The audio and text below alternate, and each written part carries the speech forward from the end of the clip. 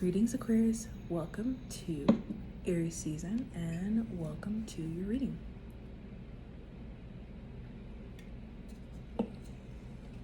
You've got two minds right now, and you almost got me. Because I was like, man, Aquarius is a straight shooter right now. And then I'm like, oh, they've got that Gemini energy. The sun is in your third house from March 19th to April 19th. And you've got money on your mind. And you don't necessarily want everyone to know, or you don't want to talk about it. But it's definitely the priority. But it's not about loose cash. You are thinking about your career, and you have a great idea, and all you need is the calm in your heart to know that it can work.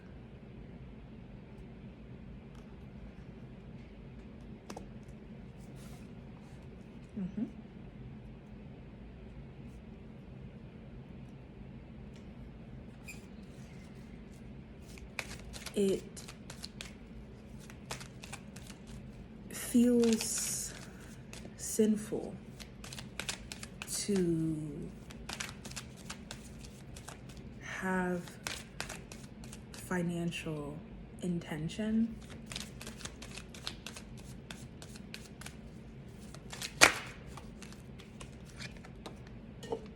but it's not. It's not sinful. It's not wrong. And it doesn't mean that you don't love people. It doesn't mean that you love them any less.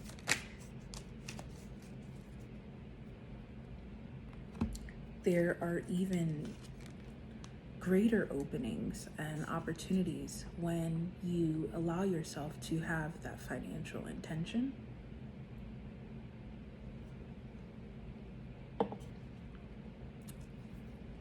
There is a type of partnership that will attract to you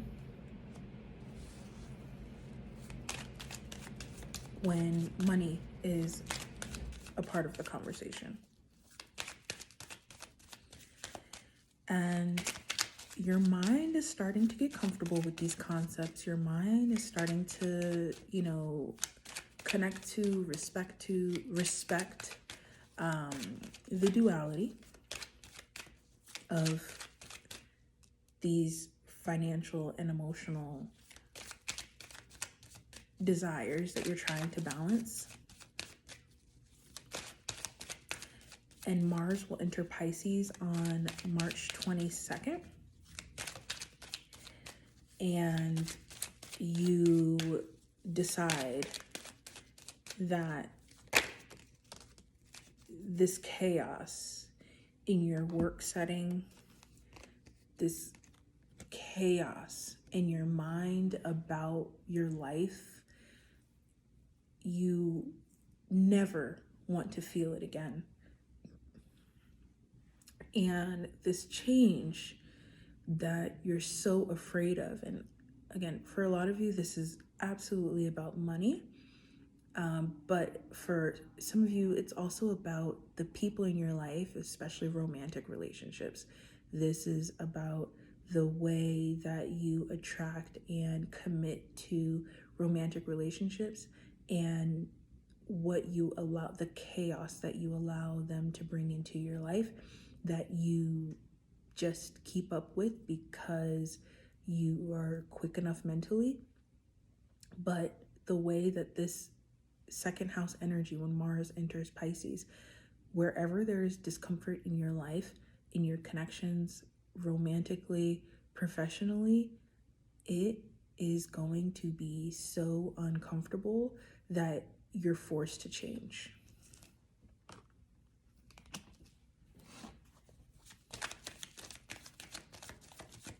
You're forced to change. You're forced to create a new way for yourself. And I do think that with this shift, it's pulling us into such a new reality that it can be really hard to find the right words, and it can be really hard to speak to people who've been used to the past version of you. It can be very hard to talk to them with these new intentions that you have. And I would take your time, because there are things that you are building and cultivating that will need there needs to be a merge. There needs to be a connect between this huge and massive change that you want to bring into your community and bring into your work environment or into your relationship. There's this massive change that you want to bring, but if you don't do it in a way, sorry, there's a bug that flew in here from the patio door being open. If you don't do it in a way that feels like a you that people are used to and that they can trust, it can burn everything down.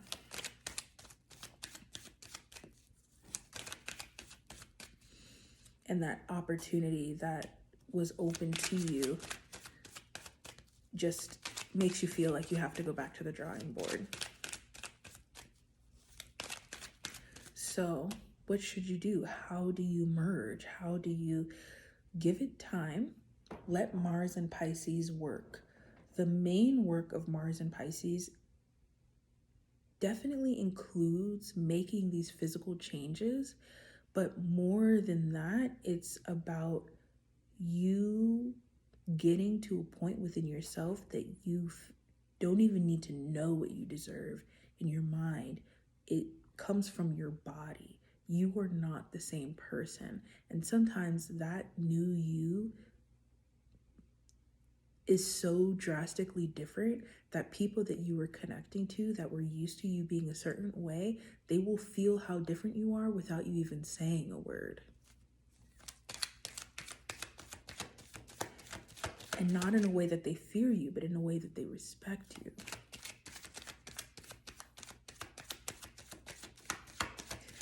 So, what I would do if I were you is I would talk to as many people as possible and let them guide you to the way forward and what you're trying to do.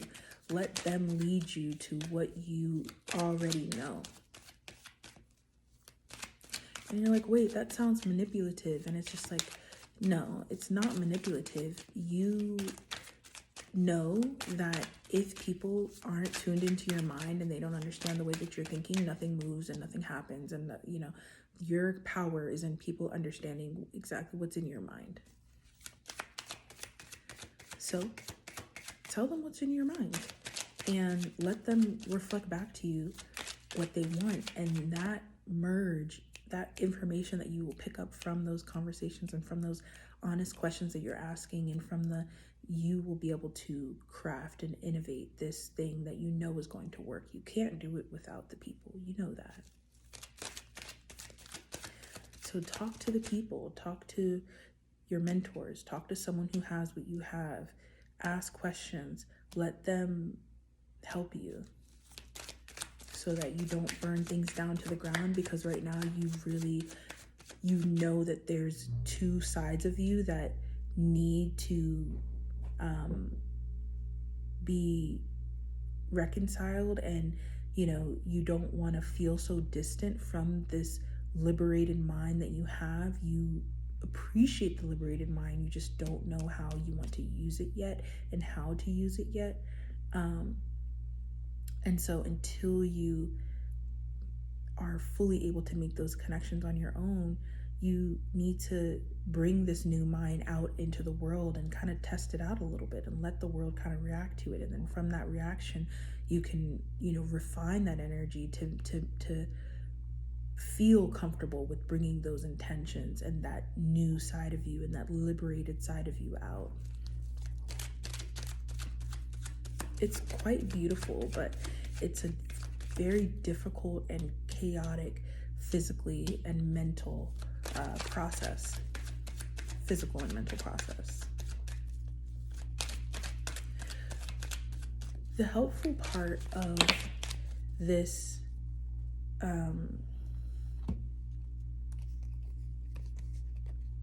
quite rattling merge of the dual mind, the third house, the Gemini energy, and the way that you're trying to make sense of it, and it's just like, whoa. And then on top of that, I've got to carry all of this love with me, and you want me to have all this information. I don't know what you want me to do with this. I really don't. I'll be honest with you. I hear you and I see all of this that you're exposing me to, but I don't know what to do with this. So the beautiful moment that's going to help you with this mess in the mind is this upcoming full moon in Libra on March 25th, which is exactly what I said, talking to people. I'm getting ready to say the exact same thing that I just said, because I realized that the full moon in Libra is that's exactly what it is. You need to talk to your people. You need to bring, you feel isolated because you're isolating yourself, because you're criminalizing yourself for having thoughts that are not holy, that are not all about the people, and you feel bad about it because you want to go in different directions. But the Gemini third house has a comfortable relationship with the dual mind.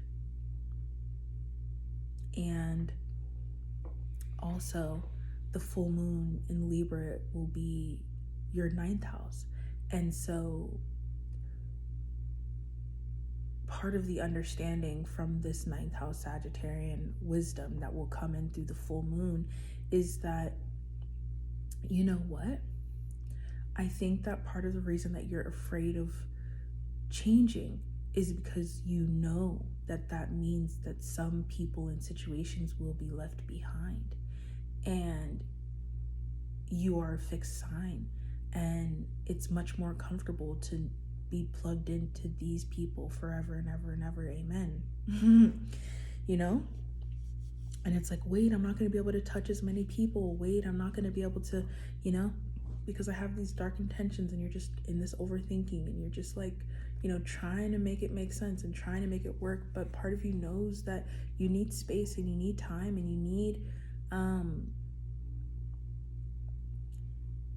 you do need to break away from some of the commitments that you have. You do need to allow yourself to not be responsible for every person and everything. You do need to change, and that means that whatever you have in your hand, whatever hearts you have in your hand will be impacted by that change.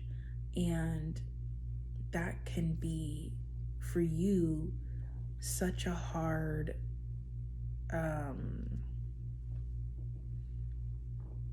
realization.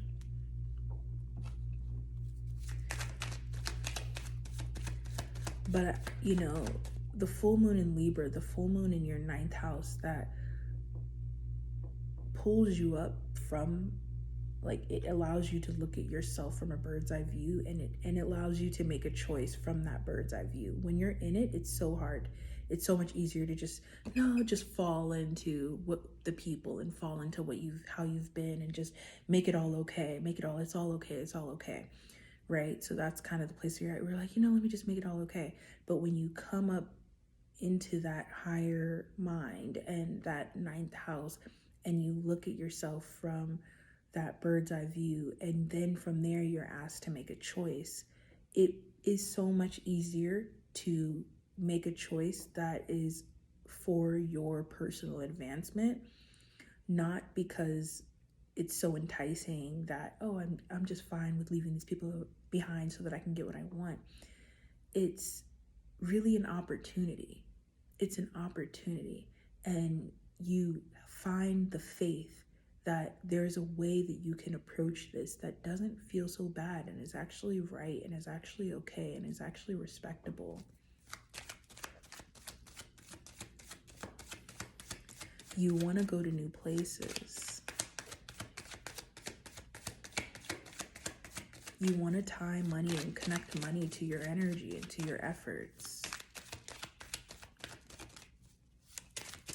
And there is a way to do it that will work.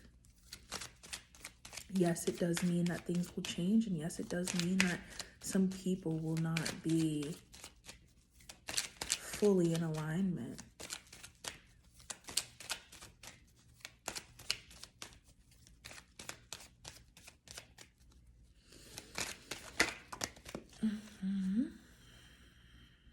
But I think that that growth and that change will be too sweet to say no to.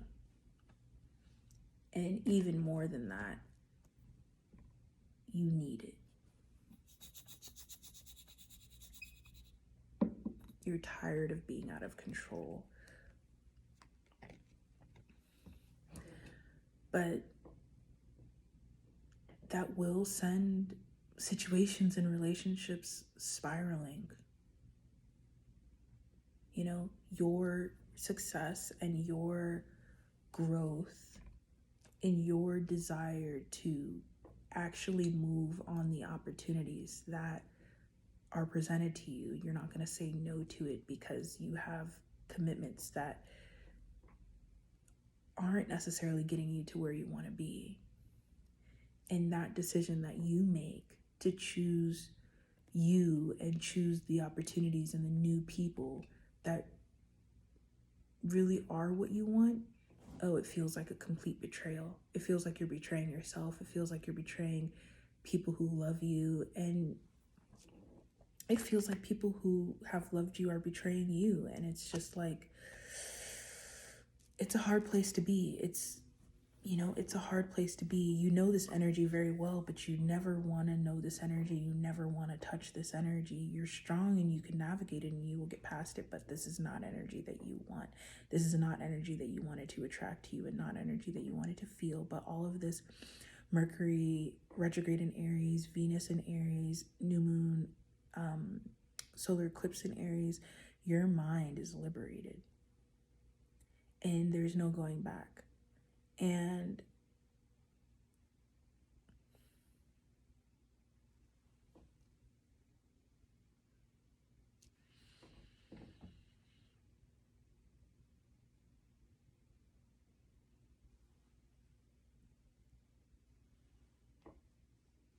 you need to be alone so you can build.